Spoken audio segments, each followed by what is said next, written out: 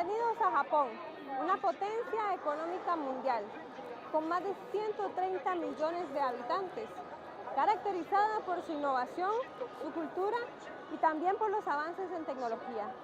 Sin embargo, nada de esto puede evitar los desastres producidos cuando un fenómeno natural se presenta.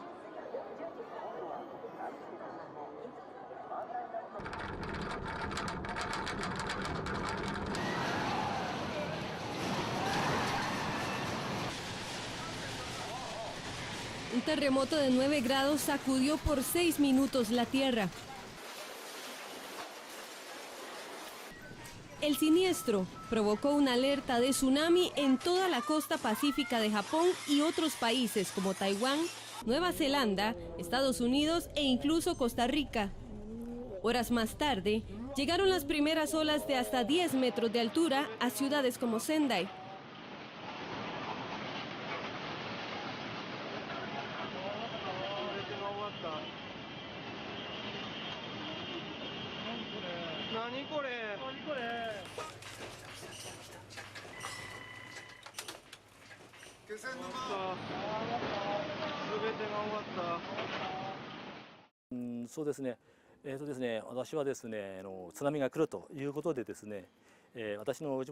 Yo sabía que después del terremoto, el tsunami llegaría a esta costa. Mi casa estaba localizada en una parte muy alta, por eso decidí hacer un camino y ayudar a que la gente llegara a un lugar más seguro. Y preferimos dar la espalda para no ver lo que estaba sucediendo.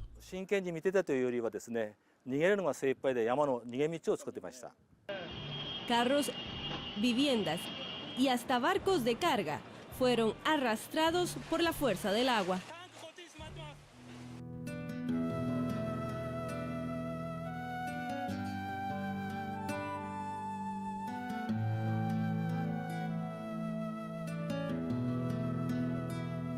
Pese a ser un país sumamente poblado, la vida en Japón se caracteriza por el orden en las calles y la calma entre sus habitantes. Una población trabajadora, preocupada por conservar el ambiente y respetuosos de los momentos en familia al pie de la mesa. Bueno, esta es una de las viviendas temporales que se habilitaron para las familias japonesas afectadas luego del tsunami en esta ciudad. Vamos a ingresar, primero tenemos que quitar los zapatos para poder ingresar a la vivienda. Vamos a saludar. Konnichiwa. Vamos a sentarnos, como se puede observar, ellas están sentadas en el suelo y tienen una mesa muy baja. Están tomando el té. Una tierra que mantiene su esencia cultural, que con el paso de los años sigue impactando a miles de turistas que visitan sus sagrados templos y otros edificios que reflejan la historia de sus antepasados. Sin embargo, para los japoneses quedó registrado un antes y un después de aquel 11 de marzo del 2011, cuando el reloj marcó las 2:46 de la tarde. Ese día se registró el peor terremoto en la historia de ese país. Bastaron unos minutos para que las paredes y techos se desplomaran. Los enormes edificios cayeron a pedazos y la desesperación de las personas no se hizo esperar. La tierra dio tregua, pero minutos más tarde se activó una temida alerta anunciando que algo aún más grave estaba por suceder. Un movimiento de las placas tectónicas norteamericana y pacífica sobre una falla anormalmente delgada provocaron el tsunami. In this area called Nobiru, because it was a vacation center, so many people came to the school. En esta zona llamada Nobiru había una escuela que funcionaba como albergue. Sin embargo, fue necesario evacuar a las personas hasta el gimnasio. Pero cuando llegó el tsunami, el agua ingresó con fuerza. Se formó una especie de remolino que acabó con muchas vidas y afectó a mucha gente en Nobiru. Incident, many people were affected, especially in Nobiru. La fuerza de las olas acabó con más de 15,000 vidas.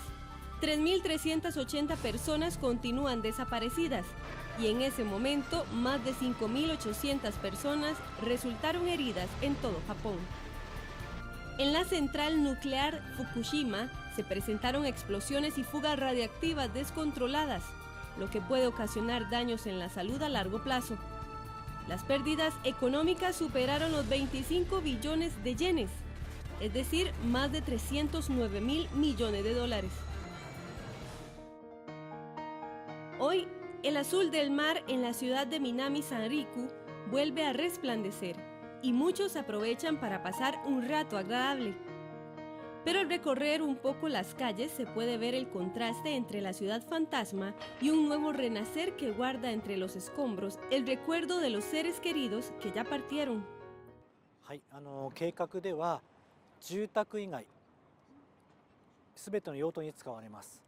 El plan es crear en este preciso lugar un monumento a las víctimas del desastre. Este será un parque que servirá en memoria de las personas que perdieron aquí la vida, donde podremos recordar este desastre y lo que representó para nuestra comunidad.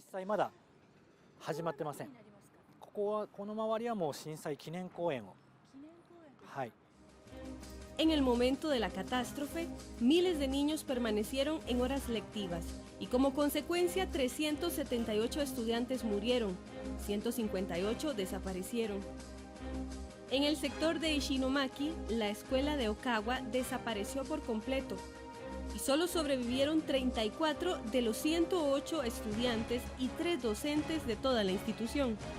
Hoy, Maki Sato no puede evitar su conmoción al visitar el lugar donde alguna vez estuvo ubicado ese centro educativo, mismo en el que estuvieron sus hijos y otros niños a quienes ella salvó minutos antes del tsunami, a pesar de saber que la vida de su madre y abuela acabaron en ese preciso momento.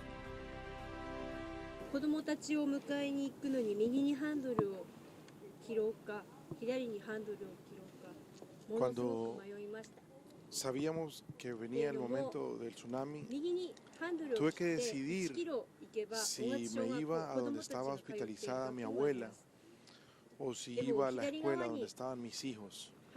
Si tomaba ese camino hacia la izquierda, iba al hospital a donde mi abuela, y si decidía por mis hijos, debía ir hacia la derecha. Fue un conflicto, la verdad, muy difícil. Estaba en un dilema de dónde debía ir. Conociendo a mi madre, que es una mujer muy fuerte, que ella iría a donde estaba mi abuela, al hospital, para ver que estuviera bien. Y también sabía que durante los entrenamientos que teníamos para algún desastre, mi papá era el encargado de ir a recoger a los niños a la escuela. Pero sabiendo eso, igual mi corazón me decía que debía ir a donde estaban mi madre y mi abuela. Pero en ese momento, en mi mente, escuchaba la voz de mi madre diciéndome: tú ahora eres una madre, tienes una responsabilidad, debes proteger a tus hijos, debes ir a cuidar a tus hijos. Y a pesar de que mi madre no estaba ahí, yo escuché esa voz y en mi mente pensé: lo siento, madre, pero debo ir a donde están mis hijos. Y me fui a la escuela, tomé la decisión de ir a ver por mis hijos. Ya mi padre estaba ahí, tal y como lo habíamos entrenado para estas situaciones. Mi padre había ido por los niños a la escuela.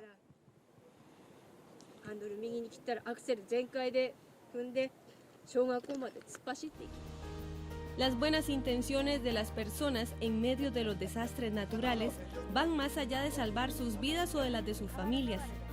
Así lo reflejó en aquel momento Noriko Abe, propietaria del Hotel Kanyu, que luego del tsunami utilizó su lujoso hotel como albergue y centro educativo de los niños afectados, quienes hoy continúan recibiendo algunas lecciones en ese lugar. El día del desastre había niños, mujeres y adultos mayores que perdieron sus casas y no tenían dónde pasar la noche. Decidí poner a salvo a mi familia y luego ayudar a toda esta gente que estaba desesperada. Había más de 350 personas en el hotel y ese fue su hogar por varias semanas. Pese a que no olvidan la tragedia que vivieron aquel 11 de marzo del 2011, las autoridades y organizaciones japonesas trabajan arduamente, no solo por reconstruir ciudades, sino por preparar a la población para actuar de la manera correcta en caso de un nuevo desastre natural y así disminuir los daños. Mientras otros prefieren tratar de olvidar y buscar nuevas ilusiones cada vez que observan el mar.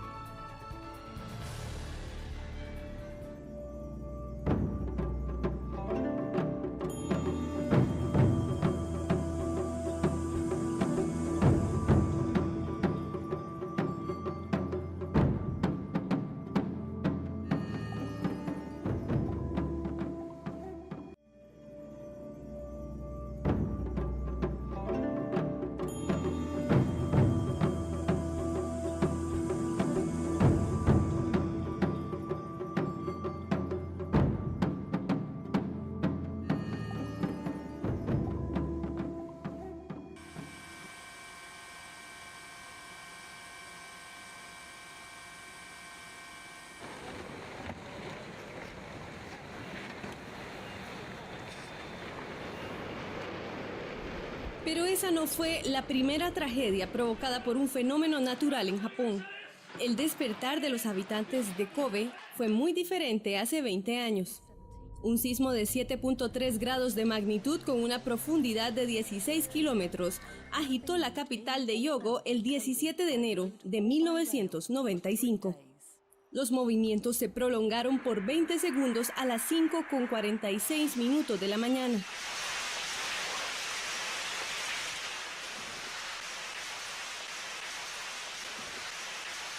La ciudad de Kobe ardía en llamas.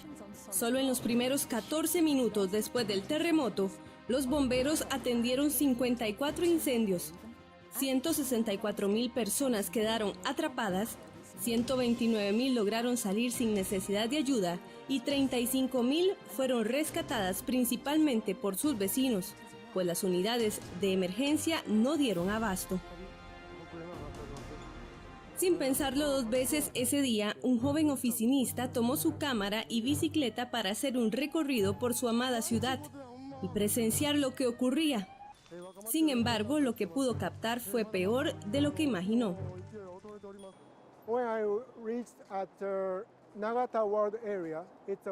Cuando llegué al área de Nagata, que queda al oeste de la ciudad de Kobe, me tocó grabar un edificio que estaba a punto de colapsar. En ese momento yo estaba en mi barrio, era un edificio muy familiar para mí, y para mí fue impresionante ver esta zona destruida, y en mi cabeza, mientras yo grababa, pensaba, ¿por qué está pasando esto? ¿Por qué vino esta destrucción a mi ciudad? La experiencia de Masuzaki sirvió para que hoy en día las personas que visitan la ciudad de Kobe puedan presenciar cómo lucían ciertas zonas y edificios el día del terremoto y cómo se restauraron con el paso de los años. Esto gracias a una aplicación especial que se diseñó con el fin de hacer conciencia entre la población. Pienso que esta aplicación puede servir para enseñar a otras generaciones que no vivieron personalmente la experiencia del terremoto, para darles una noción de lo que puede representar un desastre natural, y de esa manera podemos preparar a la gente para poder salvar vidas a través de estas imágenes impactantes que se pueden ver a través de la aplicación. El terremoto acabó con la vida de 6.343 personas. 60.000 viviendas colapsaron y fue necesario evacuar 600 edificios. Este fue el motivo por el que muchas personas decidieron hacer un cambio en sus rutinas y aprender sobre medidas de seguridad y disminución de daños luego de un desastre natural. En Kobe hay diversos museos e instituciones dedicadas a enseñar a los niños desde muy pequeños cómo deben reaccionar ante un terremoto, incendio y otro tipo de emergencia. Y estas enseñanzas generaron un cambio en la vida de los japoneses. Después de sufrir el terremoto, el gran terremoto de Hanshin, Awaji, tuvimos momentos muy difíciles, vivimos momentos difíciles como sociedad y en ese momento nos dimos cuenta de la importancia que representa la ayuda mutua, personas normales rescatando a otras personas porque no teníamos el servicio de rescate, no teníamos bomberos, no teníamos policías y la labor la hicieron personas normales y eso ayudó a que otras personas pudieran salvar sus vidas. Muchas de las cosas que tenemos para mostrar en este lugar fueron donadas por personas que tienen la intención de que se sepa sobre este terremoto, no solo para la gente del mundo, sino también para la gente aquí en Japón. Estas personas nos entregaron sus pertenencias para que pudieran quedar como muestra, así como lo pudieron observar en los videos. Es un tremendo impacto para una sociedad, un desastre natural como este, y es importante guardar el recuerdo para tener conocimiento de qué se debe hacer en un desastre natural. En Costa Rica, el terremoto de Limón en 1991.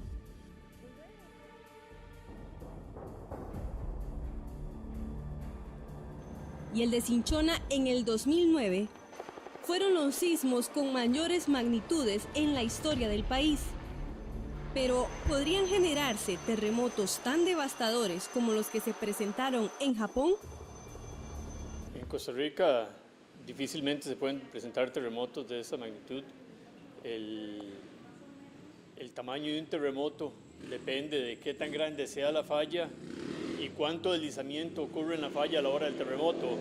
Terremotos grandes requieren de fallas muy grandes, estamos hablando de cientos de kilómetros de largo por cientos de kilómetros de ancho. Costa Rica no tiene fallas tan grandes. En Costa Rica no se puede generar un terremoto de magnitud mayor que 8, por ejemplo. Entonces, en ese sentido estamos relativamente seguros, no vamos a ver esas catástrofes que vemos en Chile y en Japón porque no hay fallas lo suficientemente grandes para generar estos terremotos. Pese a la ardua y continua labor de los equipos de rescate, ambos terremotos en el 91 y en el 2009 acabaron con la vida de cientos de personas en nuestro país e incluso destruyeron edificios, viviendas y hasta comunidades completas. Pero ¿qué pasaría si las unidades de emergencia en nuestro país no dieran abasto, tal y como ocurrió en Kobe en el 95?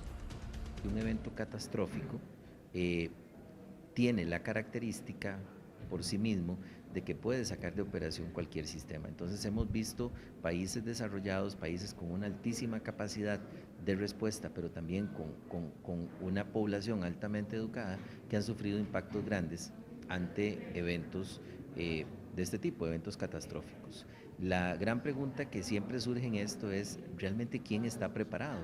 Lo que hacemos es desarrollar una serie de acciones que nos permitan tomar previsiones, construir escenarios, evaluar objetivamente la amenaza a la que estamos expuestos y a partir de eso crear capacidades, ¿verdad? Ir preparando a nuestro personal, adquiriendo equipamiento, distribuyéndonos adecuadamente en los sitios de mayor vulnerabilidad y sobre todo preparando a la población.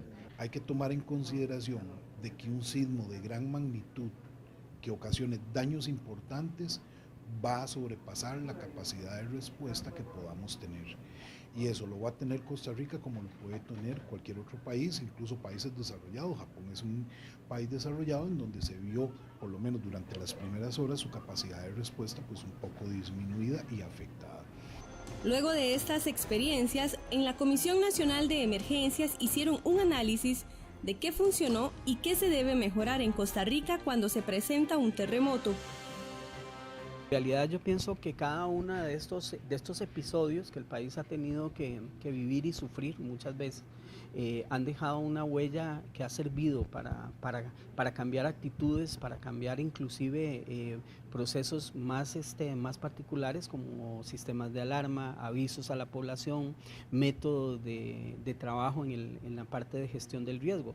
Desde los años 80 ya cuando empezamos a sistematizar la información, por ejemplo, de los huracanes, el huracán Joan, por ejemplo, se empezó a trabajar muy fuerte fuertemente con especialistas en este campo, nacionales e internacionales, y a identificar áreas de riesgo. Inicialmente, hace unos 20, 30 años, identificábamos huracanes en el Caribe como una amenaza potencial para esa misma región en nuestro país, pero a partir de los efectos que generaron y de la interpretación de los mismos, se ha podido identificar más bien que los efectos de este tipo de eventos son sobre el Pacífico en nuestro país principalmente. Igualmente el adelanto, los avances que se han logrado en la investigación sísmica y volcánica nos han permitido también trabajar en términos de preparativos a la población, de sistemas de alerta temprana e inclusive de empezar a entender la importancia que tienen los simulacros o los ejercicios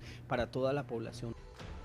Países como Japón destinan un día completo cada año para hacer un simulacro nacional, con el fin de educar a la población para actuar de la manera correcta en medio de una emergencia. Nosotros tenemos una cultura de prevención de desastres o la reducción de riesgo de desastres, porque nosotros convivimos con desastres naturales. Así que hemos atacado a los efectos de los desastres por mucho tiempo. Por ejemplo, nosotros establecimos un día especial para la prevención de desastres, 1 de septiembre. Cada día, alrededor de este día, nosotros organizamos un simulacro de evacuación de terremotos, tsunamis y inundaciones. Así que nosotros escapamos los desastres naturales. En nuestro país, este tipo de ejercicios ya se aplicaron, y aunque tuvieron buenos resultados en las instituciones que lo practicaron, para las autoridades aún quedan medidas de prevención que se deben aplicar, sobre todo dentro de los hogares. Eso podríamos responderlo muy fácil. ¿Cuántas casas tienen un plan de emergencia? ¿Cuántas casas cuentan con un botiquín de primeros auxilios? ¿Cuántas casas cuentan con un kit de emergencias para una situación de sismo o de inundación, cualquier otro tipo de emergencia grande? O sea, nosotros los ticos no tenemos todavía la cultura de la prevención. Se están haciendo esfuerzos, estamos haciendo trabajos, diferentes instituciones, el Ministerio de Educación Pública, la Comisión Nacional de Emergencias, el Cuerpo de Bomberos, incluso la misma fuerza pública hace su aporte a este tema de la prevención, porque tenemos que ver la prevención no solamente hacia los desastres naturales, sino como algo más integral. Los simulacros, charlas, códigos sísmicos, preparación en los equipos de emergencia y hasta contar con un equipo básico de primeros auxilios en cada hogar pueden hacer la diferencia entre la vida y la muerte en medio de un desastre. Dejar esta enseñanza a los hogares costarricenses es el objetivo de la Agencia de Cooperación Internacional del Japón, mediante su proyecto para el desarrollo de capacidades para gestión de riesgo a desastres en América Central llamado BOSAI, siendo este uno de sus principales aportes, luego de 80 años de relaciones diplomáticas entre Costa Rica y Japón. Y ya ahora están como resultado de los exitosos. Uno de ejemplo es una Nicoya, donde elaboraron como una banca para proteger de la inundación del río. Siempre ellos están sufriendo la inundación de la época de lluvioso. Entonces ellos están todos elaborados por esfuerzos por comunitarios mismos y enseñaron por expertos japoneses. BOSAI inició en el 2007 en Costa Rica y en tan solo 5 años capacitó más de 6.000 personas para proteger su vida y la de muchas otras en caso de un desastre. Con el paso de los años avanza también la tecnología y es por eso que esta puede convertirse en otro gran aliado para disminuir los daños en medio de una catástrofe. En Japón, la televisión emitió una alerta especial y esto permitió salvar muchas vidas el día del tsunami en marzo del 2011.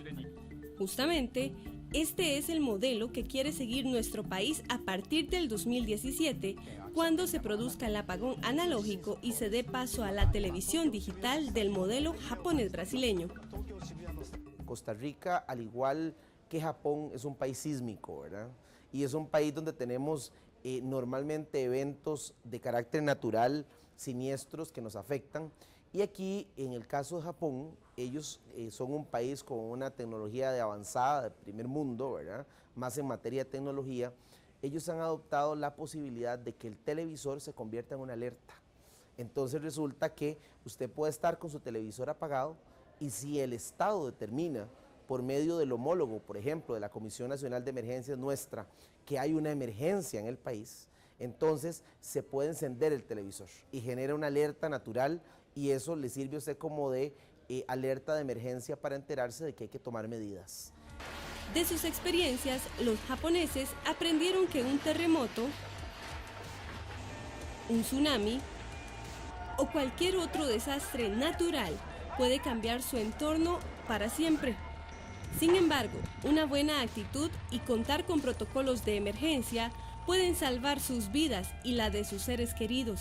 Y ese es el ejemplo que quieren transmitir al resto del mundo.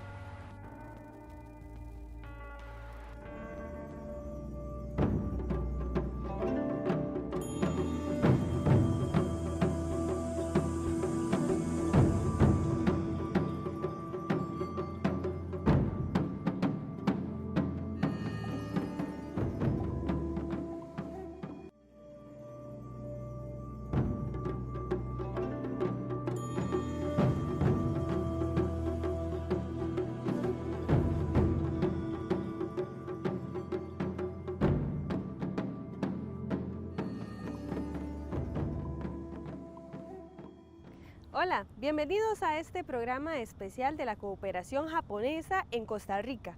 Cuando hablamos del apoyo que ha brindado el gobierno de Japón a nuestro país, tenemos que ser conscientes que se trata de tres grandes áreas. Les hablamos de conservación del ambiente, fomento industrial y también el apoyo social.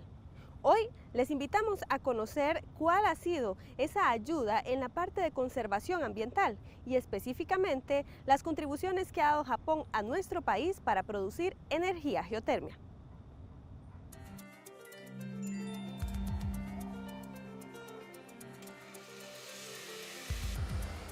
La energía hace que las cosas funcionen. Es por eso que el hombre desde su existencia la utiliza para sobrevivir. Aunque existen diversos tipos de producción de energía, el 86% del consumo mundial proviene de los combustibles fósiles, que se aprovecha en el transporte y para generar electricidad. Sin embargo, al quemar estos combustibles se contamina el aire, provocando el calentamiento global, la lluvia ácida y otros daños a la salud humana. Esto inspiró a la investigación de otras fuentes de energía renovables. En Costa Rica tenemos una matriz eléctrica muy renovable. En este momento estamos generando con hidroelectricidad, con geotermia, con recursos eólicos, que es el viento, con biomasa y vamos a empezar a desarrollar proyectos importantes con generación solar. Sin embargo, el mayor problema que tiene Costa Rica en relación a las emisiones es en el sector transporte. Ahí es en donde el país tiene que enfocar la mayoría de esfuerzos para lograr la meta de carbono neutralidad. Por la energía se pueden mover turbinas que producen electricidad e incluso objetos estáticos. Sin la energía, nuestra sociedad no tendría que consumir y el mundo de la industria quedaría totalmente paralizado. Nuestros hogares también ha crecido mucho el consumo con equipos de entretenimiento. Ahora ha recobrado importancia todos los equipos que utilizamos de audio y video y juegos de video, etcétera, en los hogares. En el sector industrial hay también un uso importante de electricidad, depende del tipo de industria, se utiliza refrigeración o aire comprimido. En el sector comercial el mayor uso es iluminación y aire acondicionado. Y en el sector público principalmente los usos son aire acondicionado e iluminación y los equipos electrónicos. La energía renovable es toda aquella que se obtiene de fuentes naturales. Estas se empezaron a utilizar desde la Edad Antigua, por ejemplo en los molinos de viento o en los barcos de vela. Sin embargo, fue hasta la década de 1970 cuando se consideraron como una alternativa a las energías tradicionales. Entre las energías renovables se destacan la solar, eólica, hidroeléctrica, ola motriz, mareomotriz y la biomasa.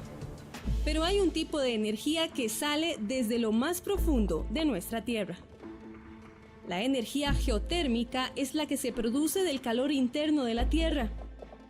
La Tierra está conformada por 3 capas rocosas: la corteza, el manto y el núcleo, compuesto por gases y rocas fundidas, conocidas como magma, cuyo calor supera los 5000 grados centígrados. Cuando el agua de lluvia se filtra, entra en contacto con las altas temperaturas del núcleo de la Tierra y se produce el vapor que se aprovecha para producir la energía geotérmica. Si visualizáramos un reservorio geotérmico, tendría una gran analogía con una olla de presión. Tenemos una fuente de calor, como sería el disco de cocina, un recipiente lleno de líquido, como sería la olla llena de agua, con sus paredes isotapas. Igualmente, esta misma analogía podemos encontrar en un yacimiento geotérmico, un recipiente presurizado, un ambiente geológico con grandes capas de roca que lo sostienen a 1000 metros y mayor profundidad, que permite que se encuentre en una condición presurizada. Digámosle, sería como una gran olla de presión en un contexto geológico, pero con cierto grado de complejidad. Para poder utilizar este recurso a presión que se encuentra en ambientes de este tipo, tenemos que hacer perforaciones. Bueno, la energía geotérmica es básicamente la energía que está dentro de la Tierra, ¿ok? Y pues es muy importante en el caso de los volcanes, porque debajo de los volcanes hay mucho calor, ya sea por el gradiente interno de la Tierra, que conforme vamos más para abajo hay más temperatura, pero además debajo de los volcanes hay algo que popularmente llamamos como cámaras magmáticas, ¿no? Y esos lugares llegan a temperaturas de más de 1000 grados centígrados, y que en el caso de la geotermia esto es lo que nos interesa, porque de ese magma se liberan fluidos, ya sean gases y líquidos, y eso es lo que ocupamos para la geotermia, extraer esos fluidos que son hipercalientes, estamos hablando de temperaturas superiores a los 400 grados centígrados, y pues bueno, esto hace que se muevan pues la generación geotérmica en este caso. Energía geotérmica, son pocos los países que tienen el privilegio de tener energía geotérmica. Costa Rica es uno de los países privilegiados, y con los campos y yacimientos geotérmicos lo que se permite es, de una manera autóctona en el país, explotar recursos renovables que permiten el desarrollo del país, que permiten la explotación y la generación eléctrica a bajo costo, con un sistema de yacimiento geotérmico que perfectamente puede ser explotable a 50 años y mucho más, sabiendo conservar y preservar el recurso geotérmico. La geotermia es una fuente de energía limpia, universal, independiente del clima y económica, utilizada por muchos países del mundo, y Costa Rica no es la excepción. Guanacaste es la provincia más grande de Costa Rica, ubicada al norte del país. Caracterizada por su folclor, buenas comidas, el carisma de su gente y las bellezas naturales. Sus playas son muy visitadas por miles de turistas, al igual que sus volcanes, colosos de gran potencial para la producción de energía geotérmica. Para extraer energía geotérmica necesitamos una serie de características geológicas. Por ejemplo, necesitamos una zona permeable, es decir, donde podamos extraer los fluidos, y otra zona impermeable, en la que los fluidos no suban libremente, entonces haya mucha circulación. Y no todos los volcanes tienen esto. Por ejemplo, si vemos en los volcanes en Costa Rica, donde estamos extrayendo la energía geotérmica, son de grandes volcanes que en el pasado, en el tiempo geológico, hicieron erupciones muy violentas, y estos volcanes son los que le llamamos calderas, que tienen una serie de fallas geológicas alrededor del volcán, y esto permite que estas fallas son zonas de permeabilidad donde los fluidos pueden subir libremente. Por eso es que en Miravalles y en el Rincón de la Vieja tenemos gran cantidad de aguas termales. En los otros volcanes de la Cordillera Volcánica Central es un poco más difícil. A mediados del siglo pasado, a través del Instituto Costarricense de Electricidad, Costa Rica apostó por un modelo de desarrollo energético propio, con el objetivo de contribuir al desarrollo económico, social y ambiental de su pueblo. Fue avanzada la década de los 70, tras varios estudios realizados por expertos, que se confirmó la existencia de recursos geotérmicos en las faldas de los volcanes de la provincia de Guanacaste. En el año 73 hay una crisis mundial y un embargo petrolero que aumentó los precios del petróleo enormemente y también escaseó, hubo racionamientos aquí y en otras partes del mundo. Nosotros en la área de planificación del ICE buscamos cómo sustituir a largo plazo energías basadas en el petróleo con energías renovables. Y en la lista preferente estaba la energía geotérmica, que es una energía que está disponible todos los días del año, todas las horas del día. De manera que en el año 73 tomamos esa decisión y exploramos a partir de ese momento cómo construir una planta geotérmica y luego otra y otra. Bueno, en realidad Costa Rica toma la decisión de desarrollar fuentes renovables desde que se crea el ICE, a finales de los años 48, inicios del 49. Desde ese momento se aprueba la ley que crea al ICE y se le encomienda que debe desarrollar las fuentes renovables en nuestro país. En los años 60 se empiezan a hacer estudios del potencial de geotermia en Costa Rica y ya para los años finales de los 80, inicios de los 90, es que se empieza ya a desarrollar proyectos de geotermia en Costa Rica. Existen hasta 14 tipos de estudio de prospección de suelos para determinar que existe un yacimiento geotérmico en un volcán o en una caldera geotérmica. Básicamente también la afloración de aguas termales y de fumarolas y de hornillas demuestran la existencia de un yacimiento geotérmico. La zona de Guanacaste es privilegiada en este sentido y el campo yacimiento principal que se explotó fue el yacimiento de Miravalles, con una capacidad de hasta 163 megawatts y actualmente estamos explotando y aumentando la capacidad instalada en la planta geotérmica de Las Pailas con una unidad de 35 megas, próximamente una unidad de 50 megas más y a posterior 2 proyectos más que vendrán a buscar la carbono neutralidad del país. En 1988 inició la construcción del proyecto geotérmico Miravalles y después de 7 años, mediante el financiamiento del gobierno de Japón, en 1994 entró en operación la primera unidad. Resulta que la mayor parte de las unidades turbogeneradoras de geotermia habían sido fabricadas en Japón. Había una serie de empresas fabricantes que tenían mucha experiencia porque habían colocado esas unidades en Filipinas y en otros países. Entonces era natural buscar el equipo ahí y también las posibilidades de financiamiento. Ahí es donde el gobierno de aquel entonces, el de don Luis Alberto Monge, se acercó al gobierno de Japón y le hizo la petición de considerar un crédito blando para ayudar a construir la primera planta geotérmica. Durante todo el gobierno de Monge se tuvieron negociaciones. Recordemos que estábamos saliendo de una crisis económica difícil y entonces tampoco fue fácil obtener el crédito, pero ya para diciembre del 1985 se aprobó ese crédito y lo firmamos el ministro de Hacienda y este servidor. Las condiciones de financiamiento son muy favorables para Costa Rica.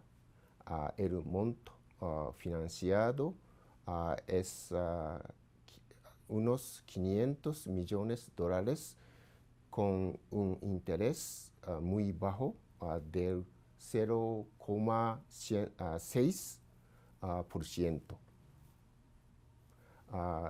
Esta calidad se utilizará para la construcción de las Pailas 2 y otras 2 plantas de energía geotérmica. El campo geotérmico Miravalles empezó a funcionar con una capacidad instalada de 165.5 megawatts y una producción mensual de 84.8 gigas por hora, es decir, la capacidad de llevar electricidad a 283.000 hogares. El vapor se extrae directamente del pozo geotérmico. Ese vapor es trasegado de manera inmediata hacia los pozos, hacia los satélites de generación. Del satélite de separación se mueve el vapor hacia el colector y del colector inmediatamente se utiliza en la planta de generación. Es un proceso dinámico, es un proceso inmediato. De la planta de generación se produce la electricidad y esa electricidad es inmediatamente consumida en los hogares a través del sistema de transporte eléctrico de Costa Rica. Anualmente, las plantas geotérmicas del ICE proveen el 14% de la electricidad que consume el país. La extracción y transformación de energía en la electricidad requiere de un yacimiento y una planta de producción. Las perforaciones que normalmente hacemos andan de entre 1,5 kilómetros y 2,5 kilómetros. Mediante estas perforaciones se extrae el recurso y luego por un complejo sistema de tuberías se separa el vapor del líquido, se manda el vapor para que gire las turbinas en las plantas y el líquido se retorna en un sistema cerrado. En el caso de Costa Rica fue el primer país con Miravalles donde todo lo que se ha extraído de un campo geotérmico se ha reinyectado en su totalidad. Nunca se ha enviado esos líquidos a un lugar que no sea el mismo yacimiento geotérmico, lo que permite tener grandes estándares ambientales e igualmente lograr una condición de estabilidad en el yacimiento. No se despegue de Canal 13. Vamos a hacer una breve pausa comercial, pero ya regresamos con más para explicarles cómo avanza la construcción del proyecto de energía geotérmica Las Pailas 2.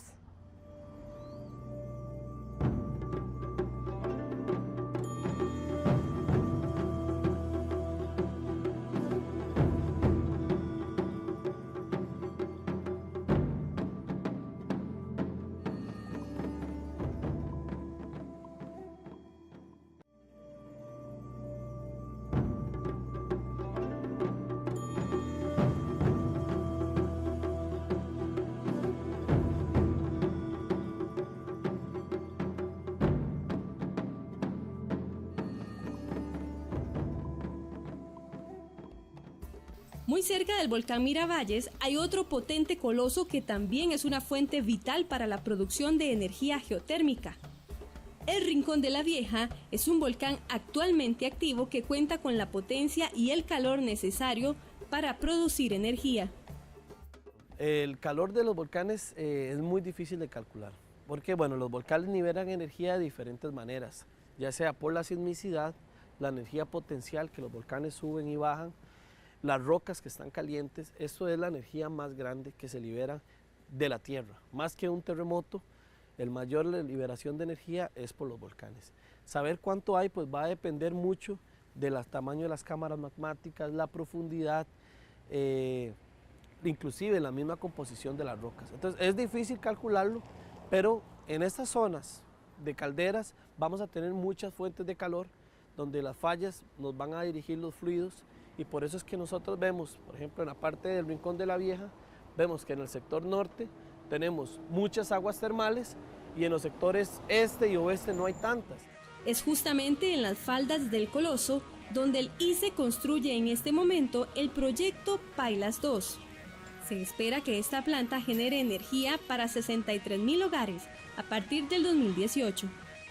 En una producción media podemos decir que 10 megavatios darían como alimentar el consumo medio de un hogar costarricense de unos 25.000 hogares costarricenses. Podemos ver que en la nueva instalación que estamos planteando para Pailas y Borinquen es alrededor de 150 a 160 megavatios. En este momento tenemos la unidad Pailas 1 de 42 megas. Estamos en el desarrollo con este préstamo japonés, principalmente de una unidad de 55 megas. Y luego de eso tenemos los dos desarrollos de Borinquen. Efectivamente, en el sector del Rincón de la Vieja tenemos zonas que estudiar para poder ampliar esa producción, igualmente en otros sectores del país. En otras palabras, creo que Costa Rica tiene geotermia para rato. La construcción de esta planta geotérmica se desarrolló con un método único en el país denominado perforación direccional. Bueno, aquí nos encontramos en este momento en lo que es la plazoleta 1 de Pailas. Aquí se está perforando el pozo 15, se proyecta a una profundidad de 2.200 metros, actualmente se tiene una profundidad de 395 metros y con este pozo se espera también alcanzar una desviación de 315 grados y perforar en forma direccional 700 metros. Bueno, en realidad se esperan perforar aproximadamente son 4 pozos por plazoleta, estamos hablando que son 6 plazoletas y en tiempo aproximadamente son de 3 a 6 meses. El proyecto Las Pailas 2 es una muestra más del apoyo que brinda Japón a Costa Rica en materia de cooperación en temas ambientales. La energía, otro más importante, energía renovable, ¿sí? Ahora estamos haciendo un proyecto de préstamos, ¿sí? Financieras de nuevo planta de geotérmicas en Las Pailas del norte del Guanacaste. Sí. Ya hace 20 años, en la primera planta de geotérmicas, hemos hecho una en Miravalles, ¿sí? De Guanacaste, y también no solamente geotérmicas, sino que también hemos hecho un proyecto de préstamos financieros a construcción de piris de hidroelectrónicos. En noviembre del 2013, mediante un canje entre el gobierno de Japón y el de Costa Rica, se oficializó un crédito por la suma de 56.000 yenes, es decir, 560 millones de dólares aproximadamente, destinados para financiar el proyecto denominado Préstamo del Sector para el Desarrollo Geotérmico de Guanacaste. Con este se promovió la estabilización económica para construir las plantas geotérmicas Las Pailas 2 y las Borinquen 1 y 2. Bueno, llegó un momento muy importante y hemos logrado terminar la prefactibilidad, estábamos trabajando en la factibilidad y llegó esta oportunidad de este préstamo en unas condiciones bastante favorables que prácticamente venían a amarrar ese espacio que estábamos teniendo de acuerdo a las necesidades de crecimiento eléctrico. Considero que llegó un excelente momento y también hay que reconocer que las condiciones del préstamo también son muy favorables para el país. Igualmente tenemos una unidad piloto de una planta solar de alrededor de 1 megawatts y claro, otros cooperaciones japonesas ha tenido en el ICE igual que en diversos lugares del país. En este momento, Japón ofrece al ICE los préstamos para la construcción de 3 plantas de energía geotérmica en Guanacaste, incluyendo Las Pailas 2.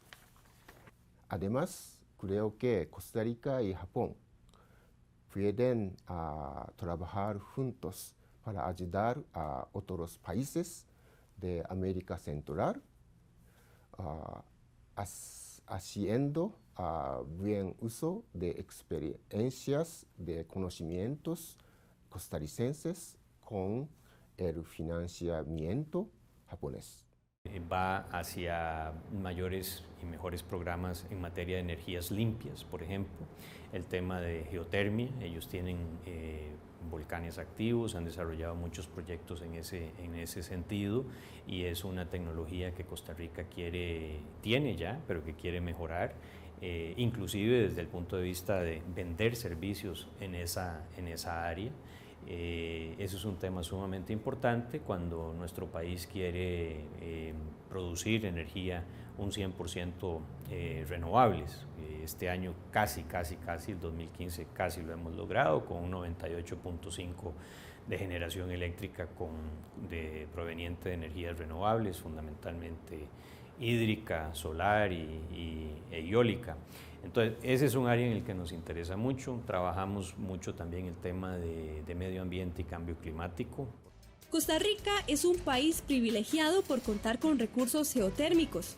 Y aunque es una excelente alternativa para producir energía de una manera amigable con el ambiente, se debe optimizar el uso del vapor dentro de la tierra y desarrollar programas de protección de los recursos naturales para conservar la fuente de energía que se produce bajo nuestros pies.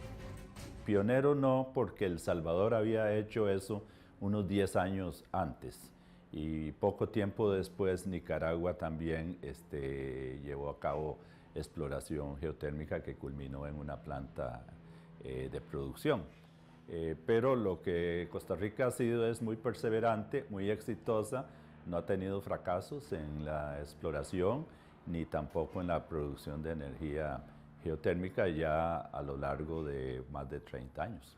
Hay muchos ejemplos en el mundo de mal manejo de los recursos geotérmicos con resultados desastrosos.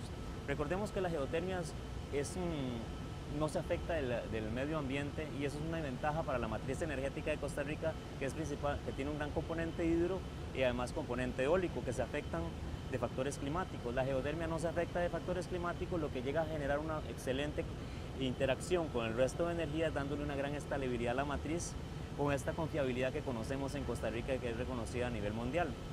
En el caso de la geotermia, lo que estamos operando es un yacimiento que se debe operar buscando una condición de sostenibilidad. No podemos hablar estrictamente de una energía renovable, aunque sí podría darse, pero en tiempo geológico. O sea, algo que se recupere en 1000 o 2000 años no nos soluciona el problema, por lo cual debe haber un manejo sostenible.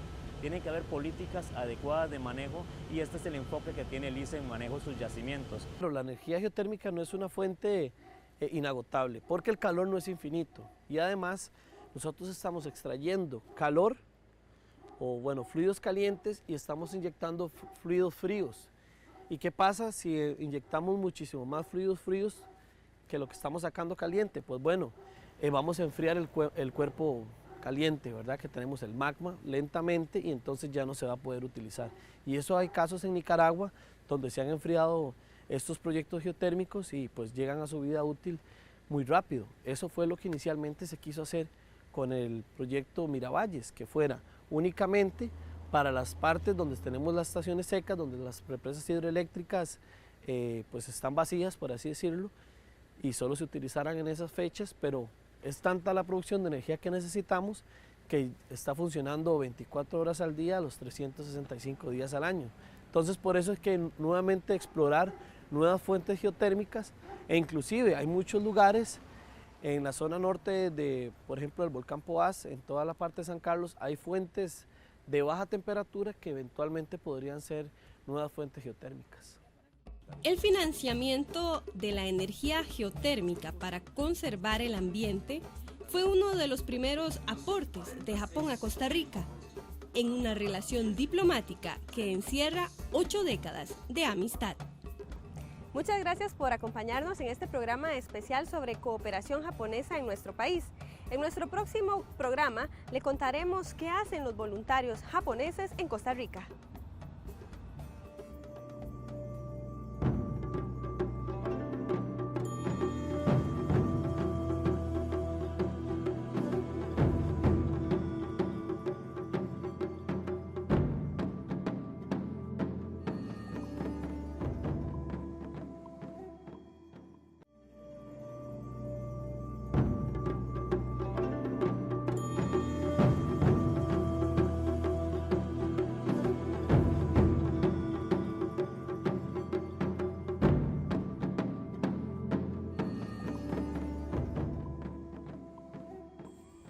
Hola, ¿qué tal? Hoy decidimos trasladarnos a un lugar muy escondido y muy cerca de la frontera con Nicaragua en nuestro país. Y es que a sitios como este llega la cooperación japonesa a Costa Rica. Les hablamos de lugares incógnitos donde tal vez usted no conoce y hoy le vamos a mostrar qué es lo que hace un voluntario japonés en nuestro país. Dejar su casa, su hogar a miles de kilómetros de distancia al otro lado del mundo y trasladarse hasta Costa Rica para entregar lo mejor de sí. Por más de 70 años, miles de japoneses dejaron su familia, amigos e incluso su vida profesional por trasladarse a miles de kilómetros e iniciar una sacrificada pero enriquecedora aventura. Me llamó mis conocidos de Japón y cuando usted regresa, usted puede participar en voluntario. Entonces yo allá fui a la oficina y ya. Un voluntario se define como una persona que sirve a una comunidad de forma libre, desinteresada, sin imposiciones externas y con un fin justificado. En Costa Rica, los voluntarios se destacan en áreas como salud, programas sociales relacionados con el ambiente, agricultura, enseñanza del idioma y el deporte. Sin embargo, esa labor va más allá. Diría que es entrega, compromiso y amor, lo que un voluntario hace, porque realmente venir de un país tan distante, con una cultura tan diferente, dejando atrás comodidades, familia, amigos, y llegar a convivir, sobre todo en comunidades bastante alejadas del país, con poco desarrollo, a veces con privaciones, ¿verdad? Porque muchos de ellos tienen que sacrificarse en cuanto a comida, en cuanto a las comodidades que dejaron atrás.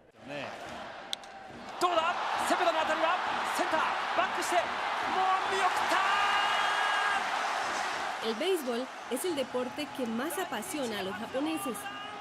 Este se introdujo por primera vez a ese país asiático en 1872 y ahora Japón incluso cuenta con una liga profesional.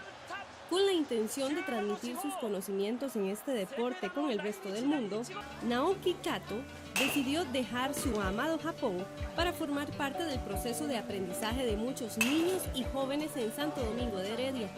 Naoki además se dio a la tarea de traducir del japonés al español el libro Saltar, Brincar y Gigantear, que se utiliza como un manual de béisbol en la Academia de los Gigantes de Tokio. En Japón el béisbol es como el fútbol de Costa Rica. Quiere decir que para nosotros el número uno es béisbol. Todo el mundo juega en béisbol en cualquier lado, como se ve en Costa Rica.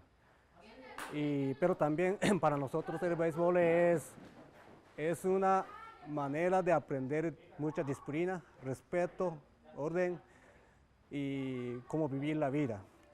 Los japoneses se especializan principalmente en mejorar las respectivas técnicas y condicionamiento físico, pero aún más en motivar a los deportistas. En Naoki se ha podido aprender mayoritariamente como técnicas, también el respeto, también como podría ser el desarrollo de un jugador, de otro país, de otra cultura totalmente. Cuando ellos llegan aquí a entrenar, siempre hay un nivel de disciplina mayor del que había cuando solo se entrena, solo nosotros, ¿sí? Entonces cuando se entrena con gente de afuera que viene de una cultura muy disciplinada, siempre hay un avance en la disciplina. Estos jóvenes deportistas y los integrantes de la Asociación de Béisbol en Santo Domingo tienen experiencias inolvidables con voluntarios japoneses que por décadas aportaron al deporte de dicha comunidad. El aporte de ellos ha sido enorme porque nos ha permitido masificar el béisbol, llevar el béisbol a todas las escuelas de Santo Domingo y atraer más niños hacia la asociación. Naoki dejará muy pronto la comunidad que llenó el vacío por dejar a su familia al otro lado del mundo.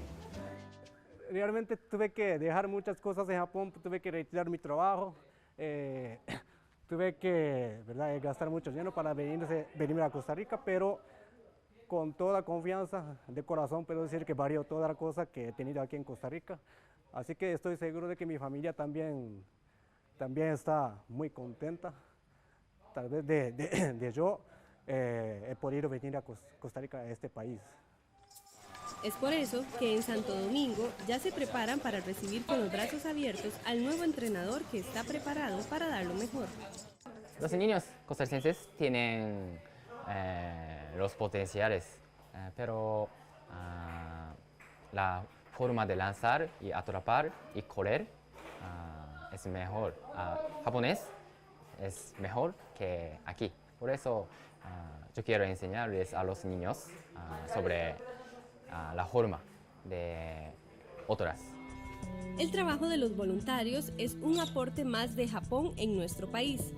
Ellos reciben un subsidio económico mensual para sus gastos y antes de llegar a Costa Rica, la Agencia de Cooperación Internacional del Japón, JICA, les busca un lugar para vivir cómodos por 2 años.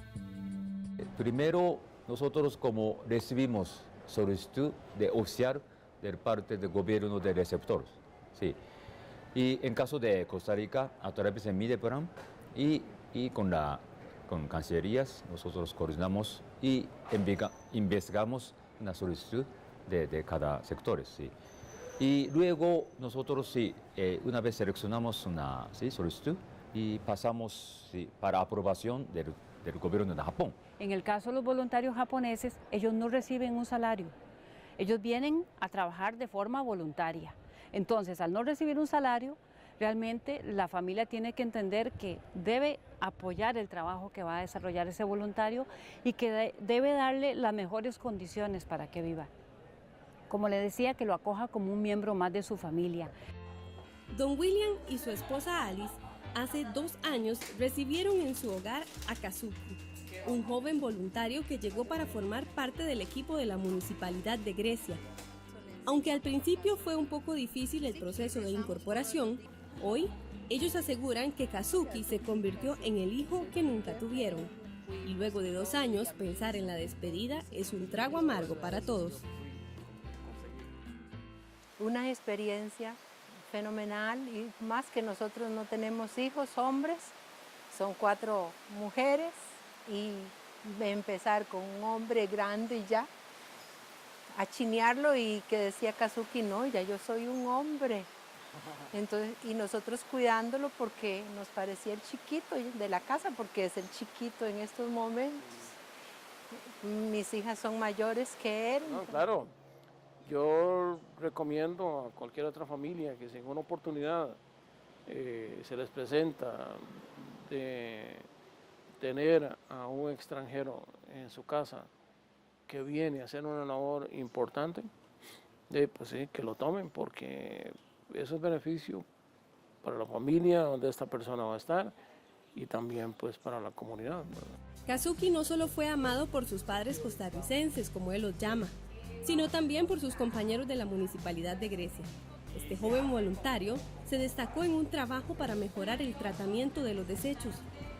Vine aquí hace 2 años y yo estaba observando qué yo podría hacer aquí en Grecia, ¿verdad? Como yo estoy trabajando para la MUNI de gestión ambiental y yo no sé, como hemos hecho tal vez trabajo de como educación ambiental para escuelas, comunidades, y no solamente como de comunidades, como estamos como pensando con consejos y alcaldes, como vicealcaldesa también. Eso es como hicimos esta educación ambiental, pero también como nosotros como preparamos cosas, ¿dónde salimos de basuras? ¿Verdad? Nosotros hay que clasificarlo.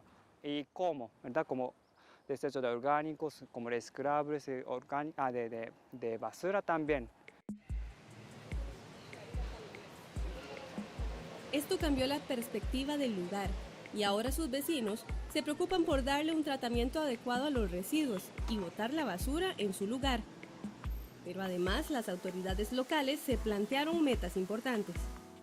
Volvemos a retomar y volvemos a decir, Grecia puede volver a llegar a ser la ciudad más limpia de Latinoamérica.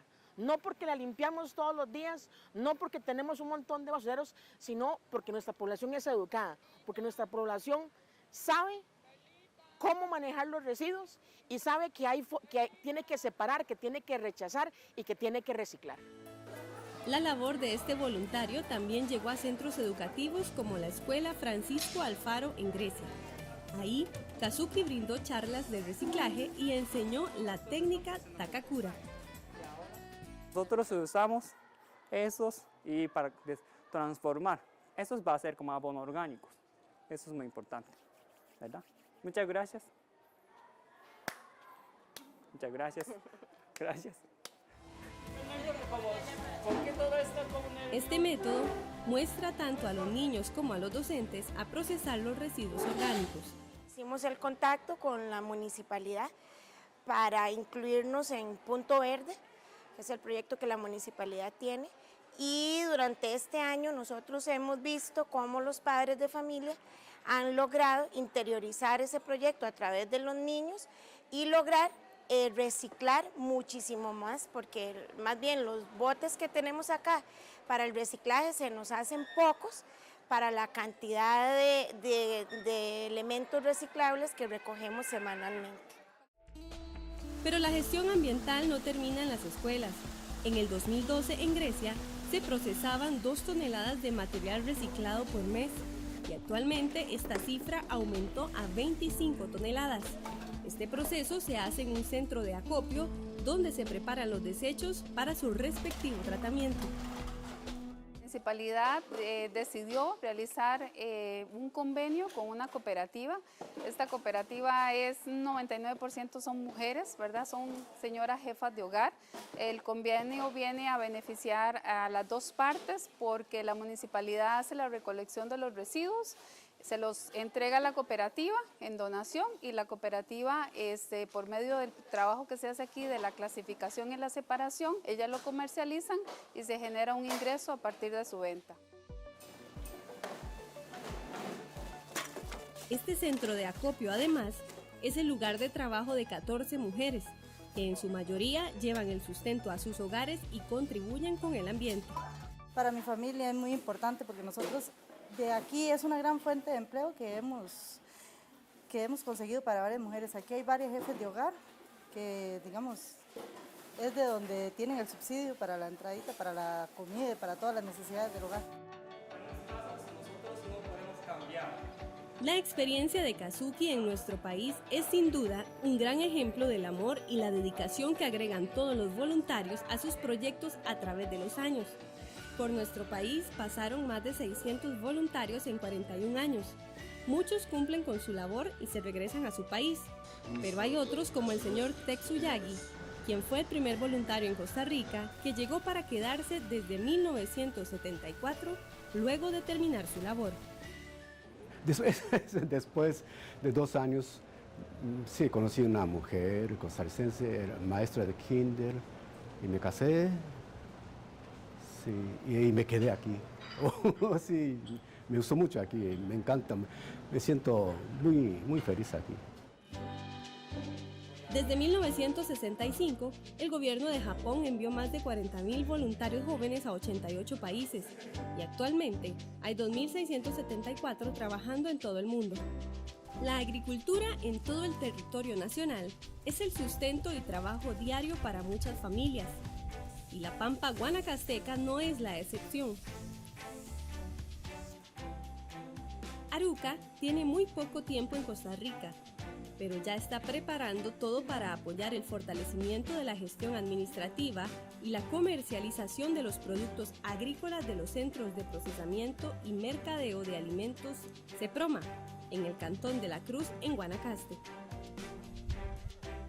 La intención del Instituto de Desarrollo Rural INDER es que los pequeños productores se motiven a sembrar alimentos básicos para el consumo de sus familias y para la venta. Es la primera vez que recibimos un voluntario. Nuestra expectativa, bueno, son muchas. Realmente así quedó contemplado dentro del plan de trabajo. Principalmente apoyar un poco la parte gerencial administrativa de la asociación, de una asociación de agricultores que trabaja específicamente con el CEPROMA, que es un centro de procesamiento y mercadeo agropecuario. Para esto, Aruca desarrollará un plan para promover la venta y producción de dichos productos, aprovechando su experiencia en medios de comunicación mientras laboró en Japón. El trabajo de aquí también puedo ir a muchos lugares y conocer a la gente, probar los productos y sí, yo pensé que hay algo relación con mi trabajo anterior. Aruca continúa adaptándose al idioma, a su nuevo lugar de trabajo y al calor de Guanacaste, que será su nuevo hogar por los próximos 2 años. Vamos a hacer una pausa comercial, pero quédese con nosotros. En minutos regresamos con más de estas historias que han cambiado vidas en nuestro país.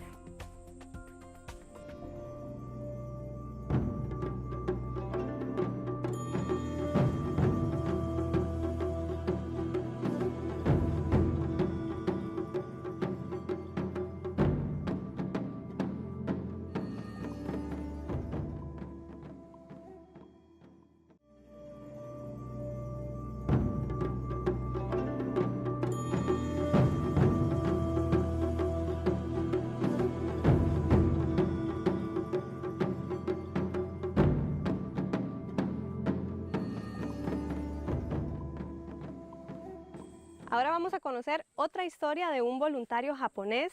Él vive en un lugar llamado Arancibia, cerca de Miramar de Punta Arenas. Conozcamos su historia. Japón es un país con más de 127 millones de habitantes. Solo en Tokio, su capital, habitan más de 13 millones de personas.